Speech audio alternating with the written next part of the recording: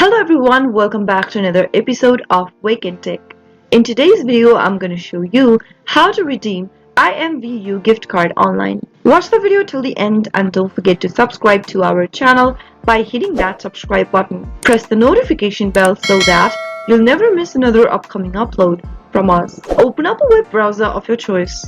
In the web address bar, type in www.imvu.com and press enter on your keyboard. Go ahead and log into your existing account by clicking on the login link and then entering your credentials. Once you're inside the main homepage after logging in, from the main homepage, click on this credits icon at the top and then click on credit sale. On the next page, go ahead and enter your redemption code available on your gift card. Make sure to type in your redemption code exactly as it appears on your gift card and then click on redeem. Now wait for the confirmation of your IMVU credit to be added on your account and then you'll be able to redeem your gift card on IMVU. That is how it can be done. I hope the tutorial was helpful. If it was, go ahead and give us a thumbs up. Thank you for watching.